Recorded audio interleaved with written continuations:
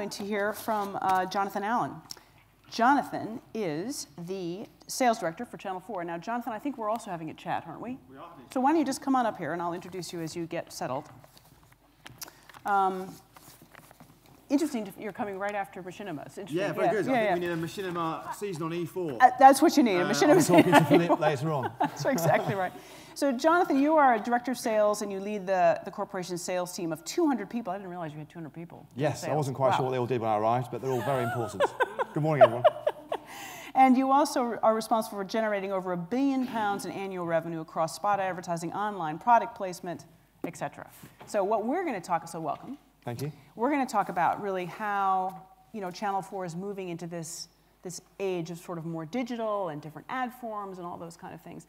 And I think basically we should sort of I should start by asking you, TV, you heard what I said this morning about Trevor Beatty saying, yes. 30-second, 60-second spot. It's dead.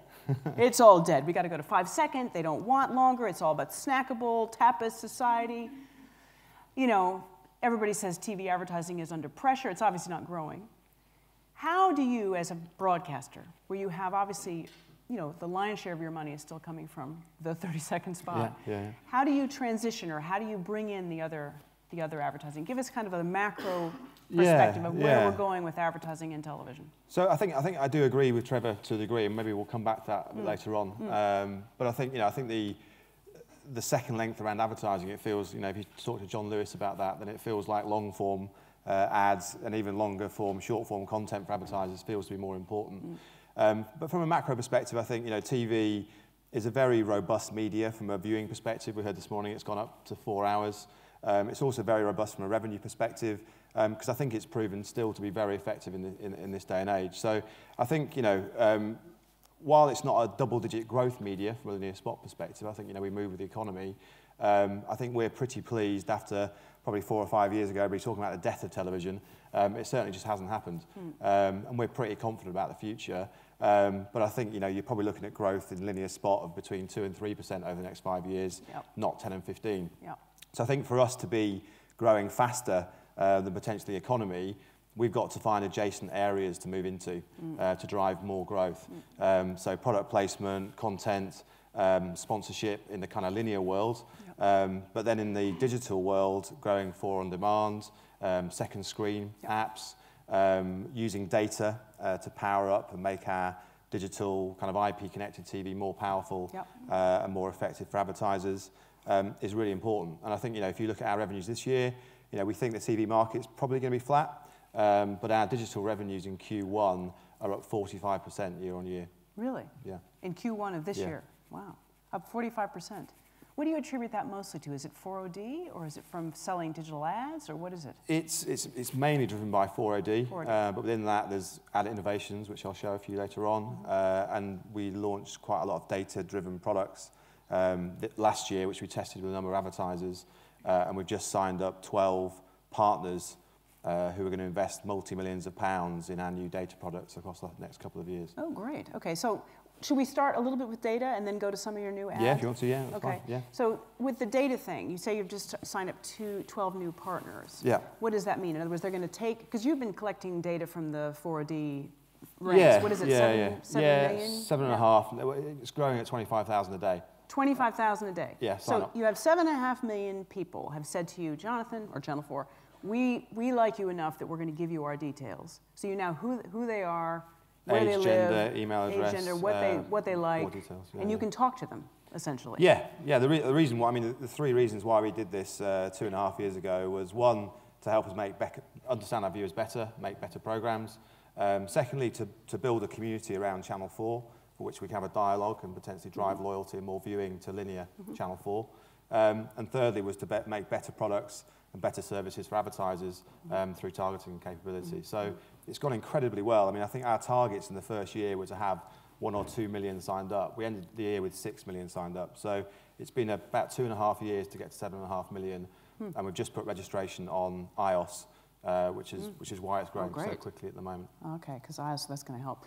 So that data, so then you've got these 12 sponsors, I guess, who've signed up. What are they going to do with that data? How are you going to... So in the first stage, we're going to move... At the moment, you can only really target by genre on VOD. So first of all, we're going to put very sophisticated demographic targeting available on VOD. And then move on to a more segmented approach based on attitudinal statements and also behavioural behaviour within 4OD as a platform in terms of what programmes they watch and what they like. But also introducing kind of maybe third-party data to help amend and append that data with likes of experience. And all that. Okay. So should we show some of the? Do you want to queue up the ad formats, or do you want to? Yeah. So I think just as a kind of lead on from the data, I think what is now happening is we also have a raft of ad innovations on 4AD, which use the innate interactivity you have on 4AD that you don't have on linear. And we've probably got about 8 to 10 different ways of using the interactive bit of the IP. And what we're now doing is integrating the data we have with the ad innovations. So the latest thing we've launched is Adapt.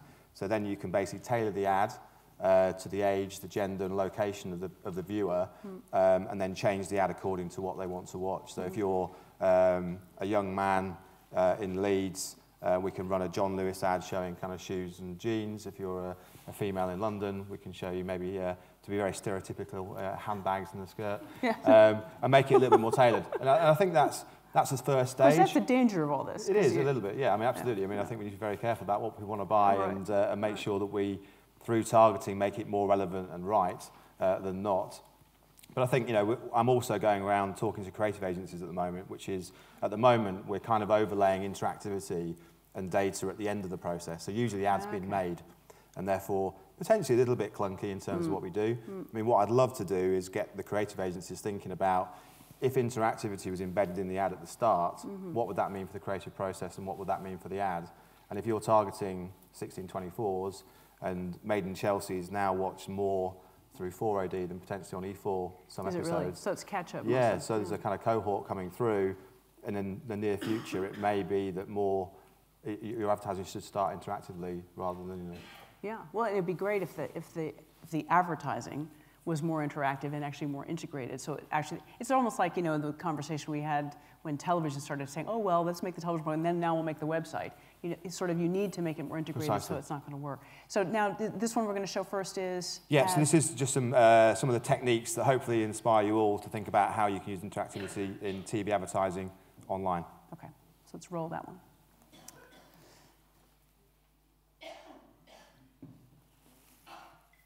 At Channel 4, we're all about making change happen. Just take a look at what we're doing in the digital space. 4OD is the #1 commercial VOD platform for young audiences and reaches over a third of 16 to 34s every month. And we're still growing. Over 70% of the UK own a portable connected device. Views of our content on the move have tripled year on year, and we're adding over 10,000 new website registrations daily to the existing 6 million strong database. And we're developing fast, innovative new ways to connect messaging to our viewers, realising the benefits of this enhanced engagement. We've already developed Ad Bloom, which provides microsite functionality within the 4OD frame. Ad Elect, letting the viewer choose which ad version they want to watch. Ad Extend, giving the viewer the chance to click to watch an extended version of the ad. And Ad Interact, allowing a whole host of data capture opportunities. And there's now even more. This year we launched Ad Pause, where the ad appears when the content is paused. Ad Link, offering a range of additional links on the pre-roll. Ad Social, allowing social networking integration, and Ad Mix, where we work directly with you for a more tailored solution. And because we're Channel 4, we won't stop there. From new platform launches to brand new ad formats and audience-targeted solutions, we're continually innovating to make 4OD even more attractive viewing for our audience and for you.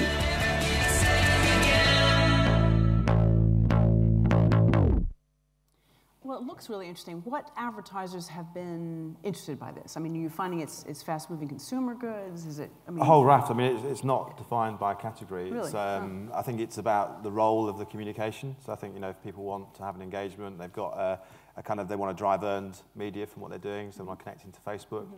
Films love the ad extend because it's basically free Yeah. additional content, which that. is viewer selected. Yeah, because you click, off you go. So if they're running out on linear TV, it'll probably cost them 6 times as much. Yeah. But on 4OD, it's pretty cost effective. Yeah. So probably about 10 or 15% of our VOD revenue now has some kind of innovative 10% format. or 10 to 15% 10 to 15%. in average month.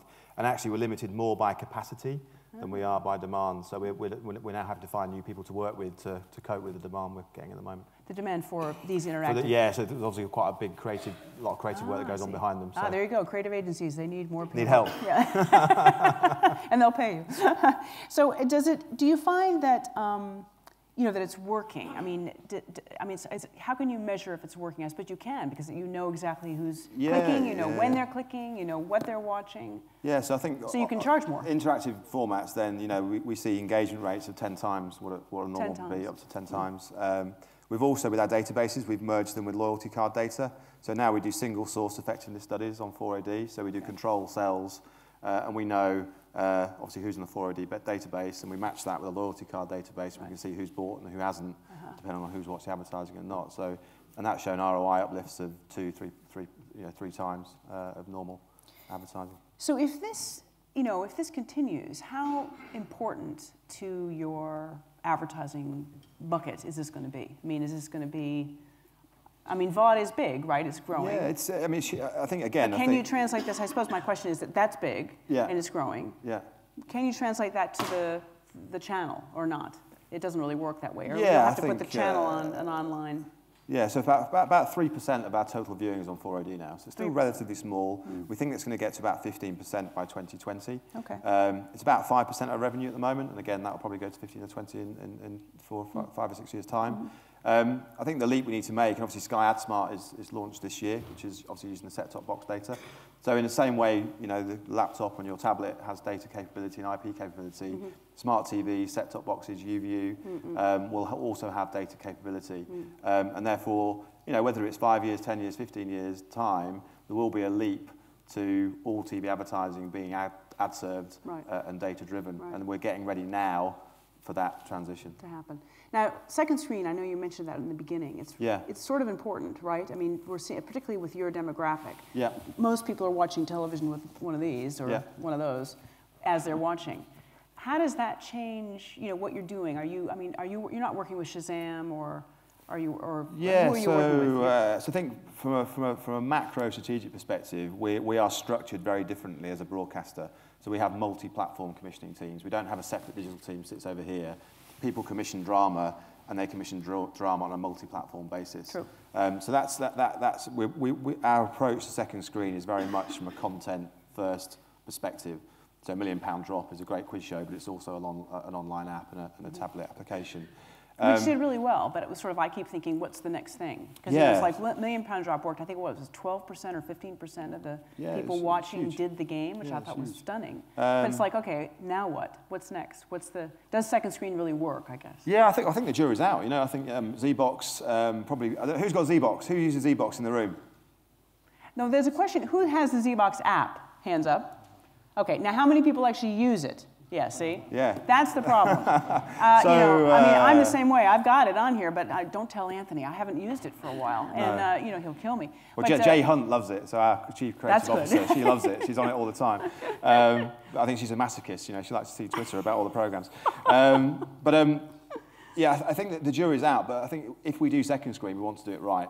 And not all programs are right for second screen. I think I've got a slide actually up here, which is kind of, if you're watching Homeland, you're watching Homeland, and you want to be engaged with it, and if you're on the second screen, you're going to miss what goes on in the program. Exactly, because there's a drama. The profile, obviously lower amount of total tweets, and this is from Second Sync, who we work with quite closely, who have got a great bit of software which analyses Twitter and TV, and I think the relationship between Twitter and TV is huge and growing. Oh, I see. So as it comes on, there's a lot of tweets. Yeah, so watch it, all this kind of stuff, and then at the end it's about what happened and stuff. Whereas Made in Chelsea, much younger audience, much more gossipy program, much more engaging. So I think, some people say the more social buzz you generate from a program, the better environment that is within to advertise.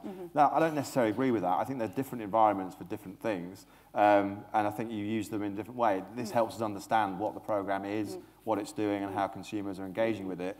So we do a very different second screen app around Made in Chelsea, and we might not even do one around Homeland potentially. So I think you have to be quite careful and link it to the content. However, we are very interested in developing a powerful, compelling second screen app for Channel 4 E4 that works in the right environment at the right time, and hopefully then that allows advertisers to get involved with that. And I think the key thing from a commercial perspective is, once you've got a TV and second screen, the link to transaction is incredibly powerful. Right. And again, you may not transact within the program, but if you can tag stuff, you can log stuff, then a quick click to buy at the end, it becomes an incredibly direct response, transactional-based medium. And there's more revenue for you. That's hugely powerful, I think. So I think for us, a lot of people talk about the threat to TV, but it's an incredibly resilient media, and it's about to get powered up by the internet hugely. And I think as long as we invest in that future, take some risks, some of the second screen will work, some of it won't, but it's finding those new ways of working. How big do you think transactional revenue will be going forward? From TV? Yeah, a couple of percent? I mean, it's very difficult. If you imagine how fast online retail is growing at the moment in all sectors, if we can create a strong link between TV advertising and that online retail spend, which I'm pretty sure is very strong now through econometric modelling or however you measure the effectiveness of your advertising, TV will provide a massive halo effect. If then that halo effect is also translated into direct transaction, and you can create that link through your ad servers, then it's going to be big. Now, we didn't talk about your tribes research, but you've done something called Tribes Live. Could just that's interesting because that's these are kids who are part of your sort of focus group. They're kind of an online focus group, and you can actually interact with them. It's not like you have to bring them into London and get them in a room. I mean, they're actually online with you, and they're actually sending you Skype messages and things like that. Yeah. How is that influencing what you're doing? And then I want you to also see if you can transition into what's happening with mobile viewing, because a lot of these kids are, they're not watching TV on the TV. They're watching it. Yeah. So Tribes has been going for a while. It's a huge youth segmentation, and we kind of put all the kids into different groups, like chavs and skaters. I'm not sure we tell the people that are in the chav group that are chavs, but I was going to say, maybe dear they're proud. I don't know. But that was a fixed thing. It was a standard research project. You do it every 2 years. You refresh it, and through the database, we've actually recruited a live community of tribes and then segmented them live. And so that's been really powerful. So basically, we can ask them and have a dialogue with them around our programming, but also advertisers and agencies can also ask us questions, put their brands in front of them, put their advertising in front of them, and get their point of view. So it's really quite a much more powerful tool in real time, and also kind of builds this community of Channel 4 and E4, and gets people more involved with us as a business and directing what we do as a business. And I think that kind of the open sourcing that David talked about at The Guardian is something we're also interested in. In terms of short, very quickly, I think we're probably out of time. But I think this comes back to what Trevor Beatty said. Channel 4 in a linear world commissions, half-hour, an hour programs. We have a schedule. That's how it works.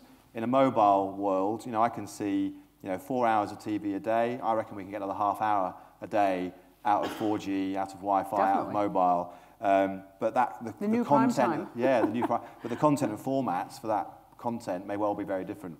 So they may be more snackable, shorter form. So we're now thinking about what does Channel 4 do in a short form world. And the Machinima guy is very interesting because that's the kind of way we need to start to work to really engage with the youth audience who have 5 or 10 minutes on the train, on the bus. But there's still value of Channel 4 commissioning great content for that format, that environment. That'd be a whole new commissioning team, basically, because the short form content's very different than, Made in Chelsea. It is. I mean, I'm sure some of the commissioners can do a very good job at doing that, but it may well be that we need new skills. Yeah, very interesting. Now, I think we have time for questions from the audience. Yes, I'm getting the nod. So if you have a question for Jonathan, we'll take the lights up. Does anyone have a question for him? There's one here. If there's a mic. Yep. Anyone else that we can queue up? No? Hi, Jonathan. You were speaking about a kind of Channel 4/E4 second screen app. Were you talking about an app for Channel 4 or E4 as a whole, or were you talking about your kind of array of apps for different programs? Or were you talking about people actually downloading that branded app? Yeah, we're not really decided what we're going to do yet, so we're testing a few things. So I think quite a few things are in alpha, probably not even beta yet. So at the moment, it's very much content-based. You know, are they show apps, or are they apps for the whole channel? So we have apps for programs at the moment. Right. You know, there is an option probably to have a Channel 4 and E4 app. That jury's out on whether we do that or not yet. Or you go for a Z-Box multi-platform, multi-broadcaster partnership. So I think, you know, we're pretty laying our bets across the floor at the moment. We're not quite sure what the best opportunity is going to be. So we're just trialling a lot of different things to see how it works from a viewer perspective. And then we'll probably decide over the next year or two what way to go. Okay, so you haven't signed up Z-Box yet or anybody else? No. Yeah. Although we have worked with Z-Box. Yeah, but you might work with the second. Okay. Yeah, definitely. I mean, I think at the moment, you know, we'd work with anybody really. That's what we're here to do. You know, I think that's part of Channel 4 really. We're here to work with as many people as we can and commission content from them. Right. So. Any last question for Jonathan? No? No? All right, great. Well, listen, it's been really interesting. Sorry, was there one? Sorry, what, right there, sorry. I do apologize. I was looking out there.